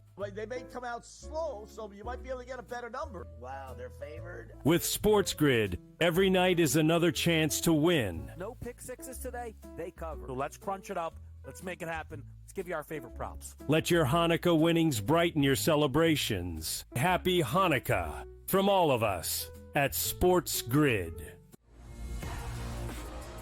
How do you find some of this great talent that you've brought in, who are still early in their career, might not have a ton of tape on them yet? I've been around this business, man, for almost 20 years. So a lot of these guys will tell you that I popped into a lot of gyms, sparred, or just worked on the side, or, kind of worked out, just watching. I've always loved this sport, man. I think it's the greatest. And we want to continue to put on the next up-and-coming superstars. We know we got them. Only on SportsGrid. Anyone that's been to a sporting event, the atmosphere before a game, I think Game Time Decisions has that same exact atmosphere. This is our arena. This is what we do. There is going to be an energy to Game Time Decisions that you will feel night in and night out. The excitement you get when you lock your bets in, when you're figuring out what you want to do, we can zone in on the biggest games each night. I want this to be the place that people come to before the games start so they feel as ready as possible to lock in their cards. We are going to hit every single one of those markets that you need to know about. We're going to go through every single thing, and I've got a great team behind me that's going to help me get the job done. There is not going to be a better place, I promise you, than Game Time Decisions to get that new information, react to it, and be able to then bet accordingly. We will have everything at our disposal, and we will use that to our advantage. I'm Kevin Walsh. Tune into Game Time Decisions from 6 to 8 p.m. Eastern on SportsGrid.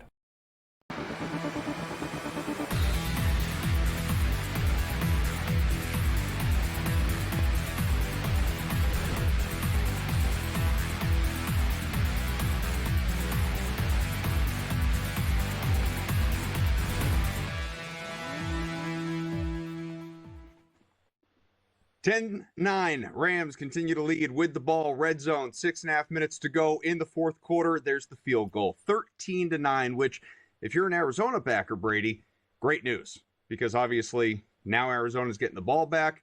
We're running out of clock. There's an opportunity for the Rams, to still lose this game. It's not personally what I'm rooting for. I told you earlier I'm looking to thread a needle here. I want the Rams to win, but I want the Cardinals to stay within that 7. Again, it's a 4-point game with the Cardinals getting it back. Is the key, do you imagine, really what has led to success so far on multiple drives here in the second half? Continue to feed both Trey McBride and Marvin Harrison Jr. Absolutely. I mean, that's what we were talking about before they started the second half. Those are the two best receivers that Arizona has, a couple of best receivers in the game. I love both of these guys. McBride has really turned my head this season. I think he's been fantastic, one of the best tight ends in the league. And as a rookie, Harrison Jr. has been very impressive as well. Did I say there was going to be 3 more field goals in this game or 3 more touchdowns? Yeah, I was wrong. I thought Arizona would score, and then I thought we'd get some back and forth here. In the first of all, neither of these teams are very good defensively. The Rams have a very impressive young pass rush. And that was a part of the factor that I wasn't going to be on the Cardinals this week because they had a couple offensive linemen out of this game against that strong pass rush. But Arizona, we know, has not played good defense all season long. The Rams are very weak in the secondary. And while they've been decent for the entire season in red zone defense, in the last few weeks, both of these teams have been well below average in red zone defense. And here they are, basically pitching a shutout of 13-9. I mean, the odds makers didn't see this coming either. And we haven't all game long. I mean, the total was nearly 50 in this game. So this is really surprising. This is an outlier. You don't typically see a game, Adam, and obviously we're not done yet, but we've only got 6.5 minutes left. You don't typically see a game that stays 25 points under the total. That's, almost half of what the right. Entire game total was prior to kickoff. But, and I'm going off memory here. I could probably even look it up. Wasn't that the case with the Rams last week as well? Because I think that game ended 19-9. Let me pull That's up what I was going to say, 19-9. That's what I seem to remember, yes. And I want to just see real quick. So it ended 19-9. The 28 total, points. Let me guess, 44 and a half? 47. Yeah. So, I mean, that one was all, not quite half, but yeah, amazing. No, I but mean, it would ballpark. basically be, it would pretty much be the same margin, that if you will. It concerns me. That concerns me about this Rams offense with the playoffs right around the corner. I believe LA is going to get in, and I have multiple futures on LA getting in. So I am rooting for that, obviously. But my whole argument all the way through has been, as long as this offense is healthy, as long as you have Stafford, Nakua, Kupp, Williams in particular, I worry maybe about the defense, but the offense is exceptional. Well, these last couple of weeks, we've seen, kind of a mediocre offense and a great defense. Now, part of that is the competition in terms of the defense, but the offense, you're going to face better teams than this come the postseason. You better get it right. Well, maybe they ran out of gas when they put 44 up on the Buffalo Bills, but since then, you're right, it's been very pedestrian. I mean, what'd they score? 12 points against the Niners, 19 against the Jets, and now 13 so far against the Cardinals. The Jets and the Niners were once, kind of respectable defenses, not so much anymore. I'm not even sure if I can't remember if Sauce Gardner, I can't remember if he got hurt in that game or if he played that full game. But the Jets defense really hasn't been as good, certainly as good as they were earlier in the season. And the same thing for the 49ers. Their defense hasn't been that great either. And the Cardinals really haven't had a great defense all season long. So I'm not sure what's going on here, but it's not necessarily, it doesn't have you feeling all warm and fuzzy if you're a Rams backer headed into the postseason with some of these performances they've put up offensively as of late. No doubt about it. All right, let's talk about another game that we have in front of us here. It's not the most glamorous game. It's a little bit of wishful thinking when it comes to the playoffs because, again, mathematically in, realistically out. That is the Miami Dolphins in their contest that they have at Cleveland against the Browns. Dolphins just looking to improve 8-8. They are, by the way, their last 8 road games. They are largely an under team in general this year. 8-7. Miami is terrible at covering the spread. Good news is, so are the Browns. 4-11. Cleveland ATS so far this year. The spread in this, the movement in general in this game has been crazy, Brady, because you have the Dolphins who opened as 2-point dogs. They are now 3.5 point favorites. The total opened at 44.5, but man, no Tua Tagovailoa downgraded here, which means Skylar Thompson probably, and now you have a total sitting at 33.5, 34, because, I mean, between Thompson and DTR, like, how do you do anything but bet unders in this game? Well, it's a really wild contest here, and it's not only the line movement that you've talked about. There's really been more than that. In the contest out here in Las Vegas, the Super Contest and the Circus Sports Million, the Browns are 6.5 point underdogs. The Dolphins, 6.5 point favorites. You've got Dorian Thompson-Robinson starting for the Cleveland Browns. He was listed as questionable early in the week. Jameis Winston was listed as questionable. You've got David Njoku out, really the go-to security blanket receiver in this game. Cedric Tillman is also out, another good receiver. He's been out a few weeks now for Cleveland. I didn't even really know that Tua was doubtful, and that's where he's listed now, so you don't expect him to play. And then you've got weather. It's, what's weird is you'd expect this time of year to it be, 12 degrees and whatever. We're going to have some wind, possibly some rain, but it's supposed to be like 50 degrees. So cold, not that cold, windy and rainy, all kinds of elements having this point spread bounce all over the place. I'm going to stay far away from this game. I don't know what's going to happen in this one, Adam. In contest play, yeah, the Browns are going to be incredibly popular because you got a ton of line value. But as far as the live market, no wager for me. Great defensive stand out of the Rams. The Cardinals are 4th and 10 at the LA 40 right now with just under 4 minutes to go in the fourth. And Brady, you'll be happy to know, Greg Dortch, halftime play, he got there too. 18 yards of catches.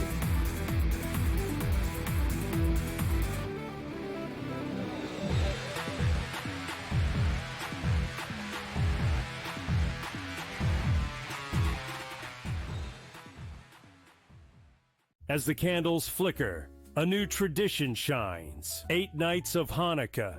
8 nights of winning insights. Like, they may come out slow, so you might be able to get a better number. Wow, they're favored. With SportsGrid, every night is another chance to win. No pick sixes today, they cover. So let's crunch it up. Let's make it happen. Let's give you our favorite props. Let your Hanukkah winnings brighten your celebrations. Happy Hanukkah from all of us at SportsGrid.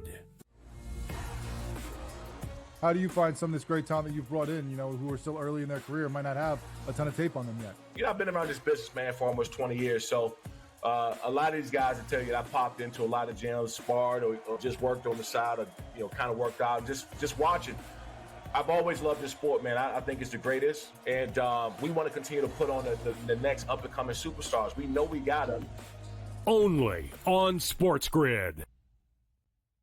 Anyone that's been to a sporting event, the atmosphere before a game, I think Game Time Decisions has that same exact atmosphere. This is our arena. This is what we do. There is going to be an energy to Game Time Decisions that you will feel night in and night out. The excitement you get when you lock your bets in, when you're figuring out what you want to do, we can zone in on the biggest games each night. I want this to be the place that people come to before the games start so they feel as ready as possible to lock in their cards. We are going to hit every single one of those markets that you need to know about. We're going to go through every single thing, and I've got a great team behind me that's going to help me get the job done. There is not going to be a better place, I promise you, than Game Time Decisions to get that new information, react to it, and be able to then bet accordingly. We will have everything at our disposal, and we will use that to our advantage. I'm Kevin Walsh. Tune into Game Time Decisions from 6 to 8 p.m. Eastern on SportsGrid.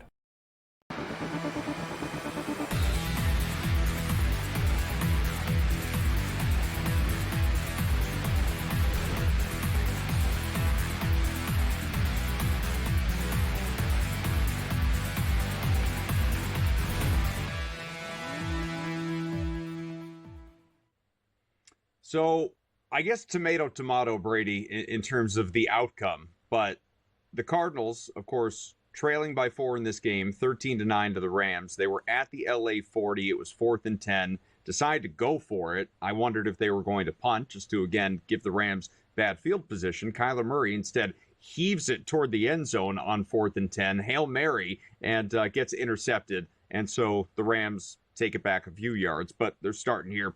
1st and 10 at the LA 11. And 3 minutes to go in this one. The Rams are going to do the best they can to simply run clock. Not a bad strategy, really, because you're right. It is essentially a punt. And you put the Rams at their own 11-yard line. So that's a pretty darn good punt, right? And Sure. Who knows? It could have turned out to be a touchdown or first and goal situation. So, no, I don't mind the strategy there at all. Here we are, 2nd and 4. The Rams have the ball at their own 17-yard line, just a shade under 3 minutes left in this ball game. I'm not sure the remaining timeouts, but Arizona's going to have to start burning those pretty quickly, obviously.